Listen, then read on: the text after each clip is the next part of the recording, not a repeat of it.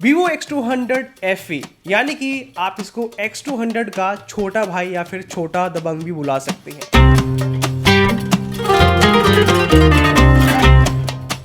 मैंने स्मार्टफोन से portrait videos, portrait photos, front camera, back camera, ultra wide camera, 3x telephoto and what not, I mean one two all पूरा इस camera को, smartphone को detail में camera के perspective से टेस्ट किया है एंड यू वॉन्ट बिलीव इसके रिजल्ट्स सुपर शॉकिंग आए हैं कुछ सिचुएशंस में, जो मैं आपको आज की इस वीडियो में दिखाने वाला हूं। सो दैट अगर आप ये स्मार्टफोन बाय करने की सोच रहे हैं, इस पे 50,000 लगाने की सोच रहे हैं, तो आपको क्या इस पे इन्वेस्ट करना चाहिए या फिर स्किप करना चाहिए, आइए आज की वीडियो में साथ में जानते हैं। तो इस स्मार्टफोन में बैक की तरफ हमें ट्रिपल कैमरा सेटअप मिलता है, जिसमें मैं सबसे पहले बात करना चाहूंगा अल्ट्रा वाइड कैमरा की, जो हमें 8 मेगापिक्सल का मिलता है। जी हाँ, आपने सही सुना, 50,000 लगा के आपको 8 मेगापिक्सल ही मिलने वाला है। आइए आपको इसकी परफॉर्मेंस दिखा। तो सबसे पहले बात कर लेते हैं पर्पस की, यानी कि जो अल्ट्रा वाइड कैमरा है क्या हमें वाइड पर्सपेक्टिव देता है। तो जी हाँ, आपको बहुत अच्छा खासा अल्ट्रा वाइड व्यू मिलता है, जिसके अंदर आप सिटी को बहुत अच्छे से कैप्चर कर सकते हैं, जैसे कि टॉल बिल्डिंग्स हो गई, स्काई हो गया, फोरग्राउंड एरिया हो गया, स्ट्रीट्स हो गई, ईच एंड एवरीथिंग आप सिंगल फ्रेम में बहुत अच्छे से कवर कर सकते हैं। उसके बाद गाइज यहाँ पे बात आती है कि कलर्स कैसे आते हैं फोटोज में। तो एज यू कैन सी आपको बहुत वाइब्रेंट और विविड कलर्स मिलते हैं, लेकिन यहाँ पे जो कलर्स की कंसिस्टेंसी है वो थोड़ी ऊपर नीचे हो जाती है, यानी कि समटाइम्स कलर्स बहुत ज़्यादा ओवर सैचुरेट हो जाते हैं, जिसकी वजह से फोटोज थोड़ी सी आर्टिफिशियल प्रोसेस्ड लगती है और समटाइम्स कलर जो है सही से आते हैं, विविड आते हैं। तो इस तरह से आपको थोड़ी सी इनकंसिस्टेंसी कलर्स में देखने को मिलती है। और बात करें auto exposure and dynamic range की, तो बहुत अच्छे से ऑटो एक्सपोजर ब्राइट पोर्शन को कैप्चर करता है। फॉर एग्जांपल इन फोटोज में आप स्काई को देखें तो आपको अच्छे से क्लाउड विजिबल है, वहां पे कोई भी ओवर एक्सपोज हमें नहीं देखने को मिल रहा। लेकिन ऑन दी अदर हैंड जो कॉन्ट्रास्ट वाला एरिया, जो शेडेड एरिया है, वहां पे जो शेडोज है वो फ्लैट कैप्चर होती है, वहाँ पे आपको डिटेल्स ज़्यादा नहीं नज़र आएगी, क्योंकि वहाँ पे जो कॉन्ट्रास्ट है थोड़ा हायर साइड चला जाता है, जो ओवरऑल डिटेल्स को कम कर देता है। और आपको इन फोटोज में मिलने वाला है माइल्ड बैरल डिस्टोर्शन। आसान भाषा में समझाऊं तो अगर आप कोई भी बिजली का खंभा, कोई भी पोल कॉर्नर में कैप्चर कर रहे हैं, वो कॉर्नर में आ रहा है, तो वो आपको वहाँ पे कर्व नजर आएगा, वो आपको टेढ़ा नजर आएगा, या फिर कोई भी बिल्डिंग है वो आपको खिंची हुई नजर आएगी, क्योंकि आपको वहाँ पे डिस्टोर्शन इफेक्ट मिलता है। लेकिन अगर वो चीज़ सेंटर में है, फॉर एग्जांपल इन फोटोज में आप बिल्डिंग देख सकते हैं, अगर वो सेंटर में है तो वो बहुत अच्छे से मेंटेन्ड वे में कैप्चर होती है। तो जो कॉर्नर्स है वहाँ पे आपको वार्प इफेक्ट मिलेगा, स्ट्रेच इफेक्ट मिलेगा, लेकिन सेंटर में आपको सही नेचुरल डायमेंशन मिलने वाली है। और इसी के साथ साथ अगर आप ध्यान से कॉर्नर्स पे देखें तो आपको वहाँ पे जो शार्पनेस है बहुत कम नजर आएगी, वहां पे सॉफ्टनेस ज्यादा होती है और सेंटर में शार्पनेस जो है मेंटेन रहते हैं। तो इस तरह से आपको फोटोज में डिस्टोर्शन एंड शार्पनेस मिलने वाली है। अब कुछ अल्ट्रा वाइड कैमरा में एरिया ऑफ इंप्रूवमेंट है, जिसके बारे में मैं बात करना चाहूंगा, जिसमें सबसे पहला है 8 मेगापिक्सल का कैमरा सेंसर, जो कि हमें आज के टाइम में 20,000 के फोन में भी मिल जाता है। तो मेरे को लगता है अगर हम 50,000 पे खर्च कर रहे हैं तो हमें एटलीस्ट 8 से बढ़िया ही कैमरा सेंसर मिलता। दूसरा गाइस, यहाँ पे जो आप डिटेल देख रहे हैं फोटोज में, ये तब तक मेंटेन है जब तक आप इन्हें जूम नहीं करते। जैसे आप जूम करेंगे एंड डिटेल गॉन, आपको डिटेल्स नहीं मिलेगी, क्वालिटी नहीं मिलेगी, और आपको लगेगा यार आप 50,000 के नहीं किसी 20,000 के स्मार्टफोन की फोटो देख रहे हैं। तीसरा, डायनामिक रेंज थोड़ी सी इनकंसिस्टेंट है, जो समटाइम्स हाईलाइट्स और शेडोज में गड़बड़ कर देती है। एंड फोर्थ, आपको जो डे टाइम में ना फोटोज में ग्रेन्स मिलते हैं। तो ये कुछ चीज़ें हैं जो मेरे को बहुत ज़्यादा डिसअपॉइंटिंग लगी कि यार ये नहीं होना चाहिए था अल्ट्रा वाइड कैमरा में। और हाँ, एक चीज़ और, समटाइम्स ना जो कलर टेम्परेचर है वो भी सही से कैप्चर नहीं होता है। एज यू कैन सी इस फोटो में कलर टेम्परेचर कितना वार्मर साइड चला गया है, तो ये भी मेरे को इसमें एक डिसएडवांटेज लगी। All right, now talking about primary camera. तो स्मार्टफोन में हमें 50 मेगापिक्सल का सोनी की IMX921 कैमरा सेंसर के साथ में प्राइमरी कैमरा देखने को मिलता है, जिसमें सबसे पहले बात करना चाहूंगा क्लैरिटी की। तो एज यू कैन सी इन सभी फोटोज में क्लैरिटी बहुत ज्यादा एक्सीलेंट है, चाहे बात हो पैटर्न्स की, चाहे बात हो टेक्सचर की, बिल्डिंग्स हो, ट्रीज हो, each and everything are well captured in terms of clarity. और मुझे इन सभी फोटोज में सबसे अच्छे लगे इसके कलर्स। क्या कमाल के विविड कलर्स अप्रोच है, मतलब आपको एडिटिंग करने की बिल्कुल भी जरूरत नहीं है, और इतने बैलेंस्ड कलर्स हैं कि आपको हर तरह की लाइटिंग सिचुएशन में ना ओवर सैचुरेटेड कलर्स मिलेंगे ना ही डल मिलेंगे। एक बैलेंस्ड और आई प्लीजिंग आपको यहाँ पे कलर्स हर फोटो में मिलते हैं, चाहे शेडेड एरिया हो या फिर ब्राइट लाइटिंग कंडीशन हो, सब में बहुत अच्छे से यहाँ पे प्रोसेसिंग बढ़िया तरीके से काम करती है। और अगर आप किसी ह्यूमन सब्जेक्ट की फोटो ले रहे हैं तो बहुत ही नेचुरल कलर साइंस आपको मिलने वाली है, ना कोई एक्सेसिव ब्यूटिफिकेशन, ना ही ओवर ब्राइटनिंग इफेक्ट, ना ही आपको कोई स्पेशल तरह का फेस पर इफेक्ट नजर आएगा। जैसा आपका फेस है आपको वैसा ही जो है ओवरऑल लुक एंड फील मिलने वाला है, और वाइट बैलेंस भी कंसिस्टेंट रहता है। इसके अलावा एक्सपोजर एंड डायनामिक रेंज की बात करें तो बहुत अच्छे से स्मार्टली जो है एक्सपोजर को हैंडल करता है इसका प्राइमरी कैमरा।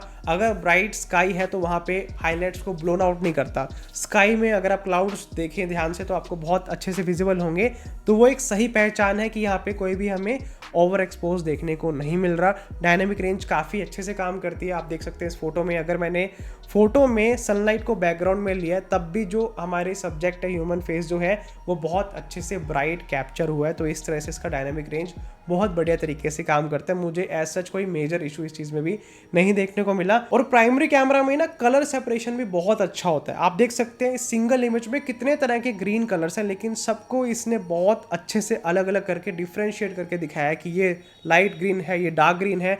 तो इस तरह से आपको बढ़िया यहाँ पे वाइड कलर रेंज में मिलने वाली है। अब पॉजिटिव पॉइंट के बाद बात कर लेते हैं नेगेटिव पॉइंट्स की, जिसके अंदर सबसे पहले मैं हाई कॉन्ट्रास्ट सीन की बात करना चाहूंगा, जो कि मैंने नोटिस किया इन फोटोज में। तो हाई कॉन्ट्रास्ट सीन में जो शेडोज वाला एरिया है वहाँ पे डिटेल्स प्रिजर्व नहीं होती, वहाँ पे शेडोज फ्लैट हो जाती है। और इसी तरह से अगर आप मान लीजिए कोई भी फोटो लेते हैं तो उसके अंदर जो प्रोसेसिंग है उसमें हाई कॉन्ट्रास्ट रहता है, जिससे फोटोज तो आई प्लीजिंग आती हैं, बहुत अच्छी आती है, लेकिन गाइस जो ऑलरेडी डार्कर एरिया है, जो शेडेड एरिया है, वहाँ पे कॉन्ट्रास्ट और बढ़ने की वजह से भी डिटेल्स कम हो जाती है। तो यहाँ पे डार्कर एरिया में ओवरऑल आपको डिटेल कम मिलने वाली है, वहाँ पे रिटेन ज़्यादा नहीं होती।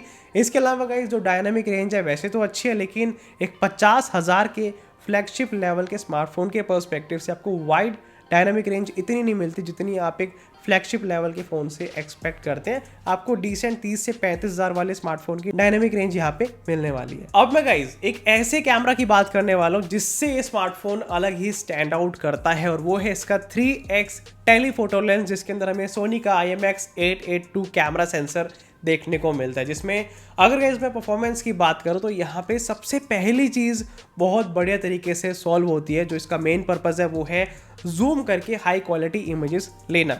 अब आप देख सकते हैं इस तरफ मैंने 1x की फ़ोटो लगाई है और दूसरी तरफ मैंने 3x टेलीफोटो जूम की फ़ोटो लगाई है। आप दोनों में कंपेयर करके देख सकते हैं कि 1x से 3x जूम करने पर भी क्वालिटी कितनी अच्छी मेंटेन है। हाई क्वालिटी फोटो है, बहुत क्रिस्प एंड क्लियर एंड बढ़िया क्लैरिटी के साथ में आपको फोटोज मिलती है। और उसके बाद गाइज मैं बात करना चाहूंगा स्किन टोन की। तो अगर आप इसके 3x ऑप्टिकल लेंस से कोई भी ह्यूमन सब्जेक्ट की फोटो लेते हैं तो स्किन टोन थोड़ी सी वार्मर साइड आती है with little bit background blur, क्योंकि पेरिस्कोपिक लेंस है तो थोड़ा बहुत जो है बैकग्राउंड कंप्रेशन भी होता है, जो ओवरऑल फोटो को बढ़िया लुक एंड फील देता है। बाकी गाइज एक्सपोजर की बात करें तो बहुत अच्छे से एक्सपोजर मेंटेन होता है। फॉर एग्जांपल अगर आप शेडेड एरिया में फोटो ले रहे हैं तो भी फोटो ब्राइट आ रही है, अगर आप ब्राइट ओपन स्काई में फोटो ले रहे हैं तो भी फोटो ओवर एक्सपोज नहीं हो रही, तब भी मेंटेन्ड एंड डिसेंट वे में फोटो ब्राइट आएगी। लेकिन डायनेमिक रेंज यहाँ पे बहुत गड़बड़ करती है, क्योंकि पेरिस्कोपिक लेंस है तो समटाइम्स कॉन्ट्रास्ट थोड़ा हाईयर हो जाता है, समटाइम्स जो बैकग्राउंड में स्काई है वो ओवर एक्सपोज हो जाता है। आप देख सकते हैं इन फोटोज़ में आपको दोनों यहाँ पे प्रॉब्लम नज़र आ रही होगी। तो इस तरह से डायनामिक रेंज जो है इसके 3x पेरिस्कोप लेंस में समटाइम्स प्रॉब्लम करती है। हर फोटो में ऐसा नहीं है, 10 में से 2-3 फोटो में आपको ये प्रॉब्लम देखने को मिलेगी, जो आई थिंक फ्यूचर अपडेट के साथ में सही हो जाएगी। और ड्रॉबैक की बात तो कर ही रहे हैं तो एक ड्रॉबैक और बता देता हूँ कि आपको इसके अंदर थोड़ा बहुत इनकंसिस्टेंट कलर्स देखने को मिलेंगे। फॉर एग्जाम्पल कुछ फोटोज़ में कलर्स बहुत बढ़िया आएंगे, विविड आएंगे, रिच आएंगे, कोई भी एडिटिंग की ज़रूरत नहीं पड़ेगी। लेकिन कुछ के अंदर बहुत ज़्यादा कलर्स सैचुरेट हो जाते हैं, जो कि फ़ोटोज़ को आर्टिफिशियल लुक देते हैं। ऐसा लगता है हमने सैचुरेशन बहुत ज़्यादा बढ़ा दी है, तो कलर्स बहुत ज़्यादा मतलब ब्लीड करने लग जाते हैं, इतने ज़्यादा जो हैं ओवर सैचुरेट हो जाते हैं। तो मेरे को लगता है ये एक मेजर इसमें ड्रॉबैक है। समटाइम्स कलर्स बहुत ज़्यादा हायर साइड चले जाते हैं जो आर्टिफिशियल लगते हैं। इसके अलावा just like primary camera, contrast की प्रोसेसिंग थोड़ी हाईयर साइड है, जिसकी वजह से जो हाई कॉन्ट्रास्ट सीन होते हैं जहाँ पे ब्राइट पार्ट और डार्क पार्ट दोनों बहुत अच्छे से कैप्चर होने चाहिए, वहाँ पे शेडोज़ वाला एरिया में बहुत कम डिटेल कैप्चर होती है। इसके अलावा पॉजिटिव पॉइंट की बात करें तो 3x टेलीफोटो लेंस से जब आप फोटोज़ लेंगे बहुत ही बढ़िया आपको टेक्सचर और पैटर्न्स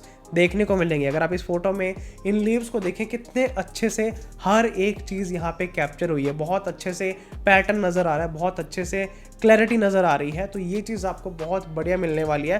तो कुछ पॉजिटिव पॉइंट्स भी हैं, कुछ नेगेटिव पॉइंट्स भी हैं, दोनों मैंने आपके साथ शेयर कर दिए हैं। एंड आई डोंट नो ऐसा क्यों है, लेकिन 3x में जब आप ह्यूमन सब्जेक्ट की फोटो लेंगे तो स्किन थोड़ी सी स्मूथ हो जाती है, मतलब ऐसा लगता है कोई हमने सॉफ्टिंग इफेक्ट लगाया, तो वो चीज़ आपको यहाँ पे देखने को मिलेगी। बाय द वे गाइज, मैं आपको बताना चाहूँगा, इस स्मार्टफोन के ऊपर मैंने डेडिकेटेड एक वीडियो और बना रखे हैं, जिसके अंदर मैंने बेस्ट कैमरा सेटिंग्स और ट्रिक्स बताई हैं। तो अगर आपने ये स्मार्टफोन बाय कर लिया है, वो वीडियो डेफिनेटली आपके लिए है। आप डिस्क्रिप्शन बॉक्स में जाके उस वीडियो को देख सकते हैं। अब फोटोज के बाद बात आती है वीडियोस की, और मैं आपको बताना चाहूंगा कि इस स्मार्टफोन में आप सिनेमैटिक वीडियोस भी बना सकते हैं बैकग्राउंड ब्लर करने के साथ में। तो आइए सबसे पहले मैं आपको नॉर्मल वीडियोस दिखाता हूँ, फिर मैं आपको इसकी सिनेमैटिक वीडियो दिखाता हूँ। तो ये है स्मार्टफोन के प्राइमरी कैमरा की video performance 4K mode 60 frame पर सेकंड की स्पीड पर। यहाँ पे हम 2-3 चीज़ें टेस्ट करने वाले हैं, जिसमें सबसे पहले है फेस की स्किन टोन कैसी आती है। सनलाइट डायरेक्टली मेरे फेस पर आ रही है, हार्श लाइट नहीं है क्योंकि बादल आगे अड़े हुए हैं, तो सॉफ्ट इम्पैक्ट मेरे फेस पर आ रहा है। इसके अलावा आप यहाँ पे डिटेल देख सकते हैं कैसी आ रही है, कलर्स देख सकते हैं, क्या मेरा फेस सॉफ्ट कैप्चर हो रहा है या फिर शार्प कैप्चर हो रहा है, वो आप इस वीडियो शॉट से देखकर समझ सकते हैं।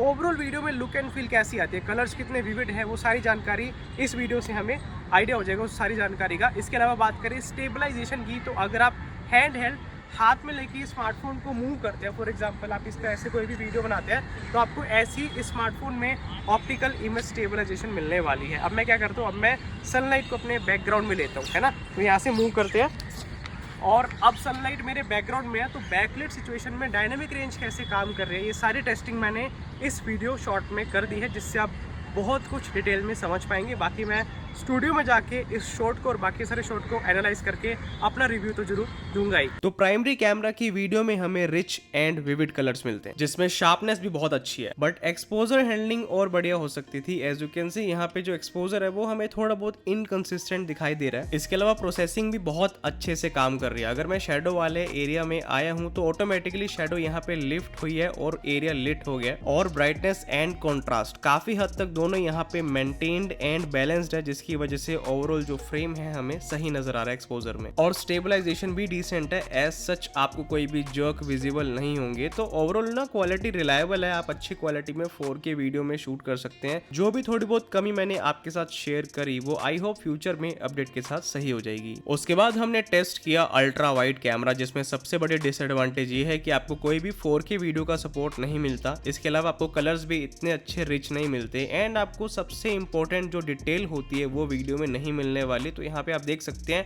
वीडियो में डिटेल नहीं है, बस आप एक काम चलाओ या फिर एक एवरेज वीडियो इस अल्ट्रा वाइड कैमरा से कैप्चर कर सकते हैं। बाकी डिस्टोर्शन कंट्रोल डिसेंट है, जो सब्जेक्ट सेंटर में होगा काफी हद तक उसकी फ्रेमिंग सही आती है, बट ओवरऑल मैं बोलूँ तो यहाँ पे क्वालिटी नहीं है, सिर्फ प्रोसेसिंग के दम पर पूरी वीडियो आ रही है।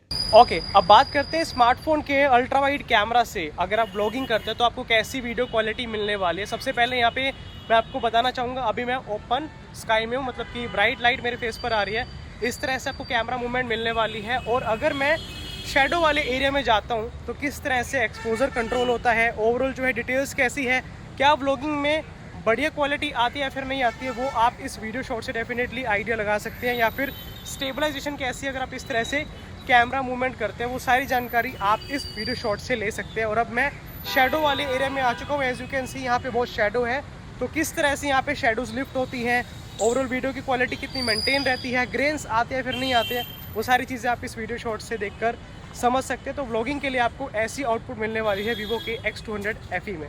एंड फिर हमने टेस्ट करी 3x टेलीफोटो कैमरा से 4K वीडियो, और यहाँ पे सबसे बड़ी गड़बड़ ये है कि वीडियो बहुत सॉफ्ट है। एज यू कैन सी मेरे फेस की जो स्किन है कितनी ज़्यादा सॉफ्ट हो चुकी है, जो बैकग्राउंड में ट्रीज है या फिर आप सारी चीज़ें देख पा रहे हैं वो सभी जो हैं बहुत सॉफ्ट कैप्चर हुई है, यहाँ पे आपको शार्पनेस नहीं मिलने वाली। इसके अलावा वीडियो में ब्राइटनेस थोड़ी सी हायर साइड है, जिसकी वजह से कॉन्ट्रास्ट थोड़ा फीका पड़ जाता है और ओवरऑल एक्सपोजर हमें बैलेंस्ड नहीं नजर आता। तो प्रैक्टिकली आप इस लेंस से जूम करके साइन बोर्ड या फिर जूम करके वीडियोस को तो देख सकते हैं, लेकिन आप बहुत ज्यादा डिटेल्स या फिर प्रोफेशनल आउटपुट नहीं एक्सपेक्ट कर सकते। एंड देन हमने शूट की पोर्ट्रेट वीडियो यानी कि सिनेमैटिक वीडियो, जिसमें आप देख सकते हैं यहाँ पे वीडियो तो अच्छी है, लेकिन यहाँ पे सबसे बड़ी प्रॉब्लम ये है कि जो एच डिटेक्शन है वो समटाइम्स गड़बड़ कर जाता है, यानी कि जो हमारे ह्यूमन सब्जेक्ट के हेयर है वो समटाइम्स बैकग्राउंड ब्लर में मर्ज हो रहे हैं, तो वो आपको यहाँ पे गड़बड़ देखने को मिलेगी। लेकिन एक स्मार्टफोन की लिमिटेशन के हिसाब से आपको यहाँ पे बढ़िया पोर्ट्रेट वीडियो मिलने वाले हैं, जिसके अंदर बैकग्राउंड ब्लर काफ़ी बढ़िया है, चाहे आप 1x में शूट करें या फिर 3x में, यानी कि प्राइमरी कैमरा और टेलीफोटो दोनों ही आपको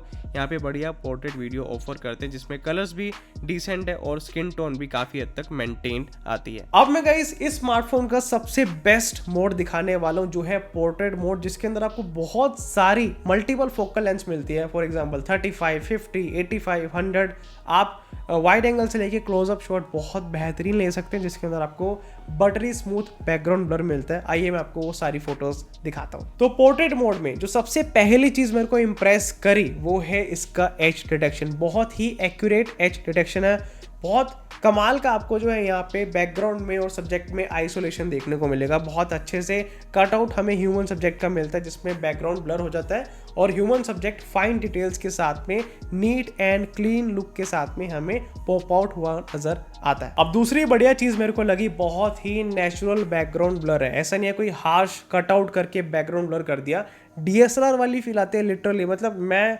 शौक हो गया था देख के, यार क्या क्वालिटी आ रही है, बैकग्राउंड में कितना अच्छा ब्लर है, ऐसे लग रहा है मैं DSLR से शूट कर रहा हूँ, मैंने एक प्राइम लेंस लगाया, तो उस तरह का आउटपुट आपको यहाँ पे मिलने वाला है। तीसरी बढ़िया चीज़ ये है कि जो स्किन है बहुत बढ़िया नेचुरल वे में कैप्चर होती है। कोई भी यहाँ पे एक्सेसिव ब्यूटिफिकेशन नहीं है, कोई भी वाइटनिंग इफेक्ट नहीं है कि फेस ब्राइट कर दिया या फिर ज़्यादा ही गोरा कर दिया। जैसा एक्चुअल में आपको दिखना चाहिए वैसा ही दिखाता है और उसमें कलर्स बहुत अच्छे से ऐड करता है। विविड कलर्स हैं, बहुत बढ़िया आपको रिच कलर्स मिलने वाले हैं, एडिटिंग की नीड बिल्कुल भी नहीं है और ऐसा नहीं है ओवर सैचुरेट कर दिया। बहुत अच्छे से उन सब चीज़ों को ध्यान में रखते हुए पोर्ट्रेट फोटोज ये स्मार्टफोन लेता है। तो ओवरऑल मेरे को पोर्ट्रेट मोड बहुत बढ़िया लगा। लेकिन यहाँ पे एक चीज़ मैं आपको बताना चाहूँगा, जो वाइट बैलेंस है वो थोड़ा सा वार्मर साइड जाता है, स्पेशली जो स्किन टोन है वो थोड़ी सी आपको वार्मर साइड मिलेगी, जो कि मेरे को बढ़िया लगी। तो ये सब्जेक्टिव चीज़ है, हो सकता है आपको ना लगे, लेकिन मेरे को ओवरऑल जो लुक एंड फील है फोटोज़ की वो अच्छी लगी। अब डे टाइम में फोटोज लेने के बाद बात आती है नाइट मोड की। तो वन बाय वन सारे कैमरास को एक्सप्लोर करके मैं आपको नाइट मोड में फोटोज दिखाता हूँ। तो अल्ट्रा वाइड कैमरा से नाइट मोड में आपको 3-4 प्रॉब्लम देखने को मिलेगी, जिसमें सबसे पहला ये है कि फोटोज बहुत सॉफ्ट हैं, जिसकी वजह से शार्पनेस कम हो जाती है। इसके अलावा आपको फ्लेयर नजर आएगा, स्पेशली स्ट्रीट लाइट की वजह से, और इन फोटोज में कॉन्ट्रास्ट ज्यादा होने की वजह से और कैमरे की लिमिटेशन की वजह से जितना भी एरिया में अंधेरा है वहां पे डिटेल्स कम कैप्चर होती है, वहां पे जो शेडोज है वो बिल्कुल फ्लैट होती है, वहां पे डिटेल्स रिटेन नहीं हो पाती। तो नाइट टाइम में अगर आप अल्ट्रा वाइड कैमरा यूज करते हैं आपको एवरेज ही फोटोज मिलने वाली है, बहुत ज्यादा हाई क्वालिटी एक्सपेक्ट नहीं कर सकते, क्योंकि यहाँ पे 3-4 ऐसी प्रॉब्लम है जो आई थिंक सॉफ्टवेयर अपडेट से भी ठीक नहीं हो सकती। उसके बाद हमने नाइट मोड में टेस्ट किया प्राइमरी कैमरा, जिसके अंदर कॉन्ट्रास्ट तो नो डाउट थोड़ा सा हायर साइड है, लेकिन काफी हद तक यहाँ पे एक्सपोजर बाकी चीजों को कंट्रोल कर लेता है और आपको ठीक ठाक सी एवरेज फोटोज यहाँ पे मिल जाती है। मेरे को नाइट मोड से ज्यादा उम्मीद थी, लेकिन यहाँ पे एज सच कोई नेक्स्ट लेवल परफॉर्मेंस नहीं देखने को मिली। स्पेशली यहाँ पे जो फ्लेयर्स है काफी ज्यादा विजिबल हैं, but day to day life में आप बढ़िया फोटोज निकाल सकते हैं जिसमें रिच कलर्स होंगे, एडिटिंग की नीड नहीं पड़ेगी और एक्सपोजर वगैरह कॉन्ट्रास्ट वगैरह सब चीजें काफी अच्छे से हैंडल कर लेता है और आपको एज सच जो है एफर्ट्स डालने पड़ेंगे पोस्ट प्रोसेसिंग में, यानी कि एडिटिंग में। बाकी प्रोसेसिंग में नॉइज कंट्रोल भी काफी अच्छा है, एज सच आपको नॉइज नहीं देखने को मिलेगी। तो नो डाउट जो प्राइमरी कैमरा है रिलायबल कैमरा, जिसमें आप नाइट मोड में कुछ इस तरह की फोटोज ले सकते हैं। उसके बाद हमने 3x टेलीजूम के लेंस को टेस्ट किया नाइट मोड में और मेरे को इसकी परफॉर्मेंस सबसे ज़्यादा बढ़िया लगी। परफेक्ट एक्सपोजर कंट्रोल है, परफेक्ट कॉन्ट्रास्ट है, ना ज़्यादा डल ना ज़्यादा ब्राइट, इस तरह से मैनेज किया है कि नाइट में फोटोज जो हैं निखर के आ रही है, मतलब पॉप आउट हो रही है, कलर्स बहुत अच्छे हैं, ना ज़्यादा रिच ना डल, एकदम बैलेंस्ड कलर आपको यहाँ पे मिलते हैं और डिटेल्स भी काफ़ी बढ़िया रिटेन है। तो अगर आप नाइट टाइम में जूम करके हाई क्वालिटी फोटोज लेना चाहते हैं, बिल्कुल गुड टू गो कैमरा है। आपको यहाँ पे 50 मेगापिक्सल की आउटपुट रियलाइज़ करवा देगी कि आपने एक बढ़िया स्मार्टफोन में इन्वेस्ट किया है जो आपको जूम करके हाई क्वालिटी फोटोज़ ला सकता है, जिसमें आप अच्छी क्वालिटी में नाइट मोड में भी सैंपल्स या फिर फोटोज़ ले पाएंगे।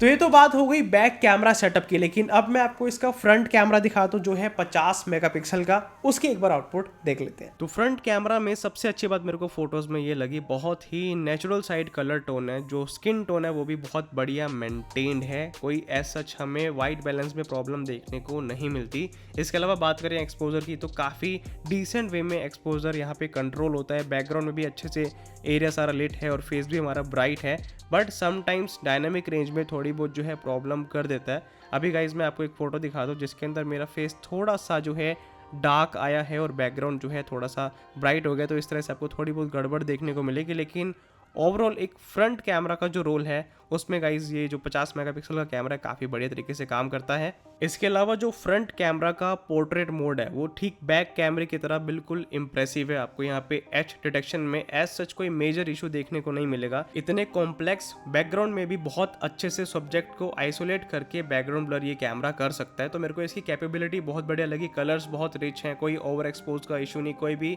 फेस ओवर ब्राइट करने का इशू नहीं है यहाँ पे, या फिर स्किन जो है एक्स्ट्रा यहाँ पे सॉफ्ट नहीं की। बहुत अच्छे से ओवरऑल जो है पूरा सब्जेक्ट को मेंटेन करके कैप्चर करता है। तो मेरे को ये बहुत इंप्रेसिव लगा। और जो फेस का टेक्सचर है ना वो भी बहुत अच्छे से विजिबल है, यानी कि आपको शार्पनेस में भी कोई प्रॉब्लम नहीं मिलने वाली। और सबसे अच्छी बात यह है कि 50 मेगापिक्सल का फ्रंट कैमरा है, तो अगर आप जूम या फिर रिकम्पोज करना चाहें, क्रॉप करना चाहें, तो अभी आप वो क्रॉप करके हाई क्वालिटी में फोटोज ले सकते हैं। तो देखो गाइस, बीइंग वेरी ऑनेस्ट, मेरे को इस स्मार्टफोन की कैमरा परफॉर्मेंस बहुत बढ़िया लगी। अगर आपको अल्ट्रा वाइड कैमरा से ज़्यादा फोटोज़ या फिर वीडियोस को कैप्चर नहीं करना होता तो आप डेफिनेटली स्मार्टफोन को बाय कर सकते हैं। बहुत बढ़िया इसका प्राइमरी कैमरा और टेलीफोटो कैमरा काम करता है। और स्पेशली अगर आप पोर्ट्रेट फोटो ज़्यादा लेते हैं तो इसका पोर्ट्रेट मोड आपको डेफिनेटली इंप्रेस करने वाला है। लेकिन गाइज, अगर आपको लगता है आप अल्ट्रा वाइड कैमरा से बहुत ज़्यादा शूट करते हैं, ट्रैवल के टाइम पे ज़्यादा आप जो है अल्ट्रा वाइड फोटोज़ लेते हैं, तब मैं गाइज आपको ये स्मार्टफोन सजेस्ट बिल्कुल भी नहीं करूँगा, क्योंकि इसका अल्ट्रा वाइड कैमरा ज़्यादा जो है कैपेबल नहीं है। बाकी गाइज, आपको वीवो का X200 FE कैसा लगा, आप अपना ओपिनियन ज़रूर कमेंट बॉक्स में बताएं। और इस स्मार्टफोन के बाद नेक्स्ट स्मार्टफोन में कौन सा रिव्यू करूं वो भी अपना ओपिनियन आप कमेंट बॉक्स में ज़रूर बता सकते हैं। और इसी तरह की और वीडियोस देखने के लिए याद से इस चैनल को सब्सक्राइब ज़रूर कर लें। Stay tuned until next video.